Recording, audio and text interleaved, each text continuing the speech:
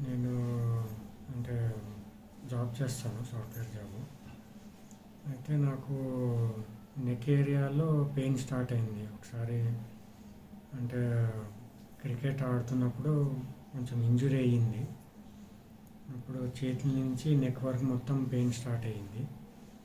దాని తర్వాత కొన్ని రోజులైనా తగ్గకపోయినా ఆన్లైన్లో చూస్తే ఈ అశోక పెయిన్ మేనేజ్మెంట్ సెంటర్ గురించి తెలిసింది. రివ్యూస్ అదంతా చూసి వచ్చాను.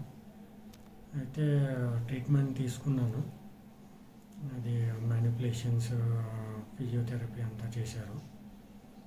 అయితే పెయిన్ బాగా తగ్గింది. ఇప్పుడు ఆల్మోస్ట్ నార్మల్గా ఉంది.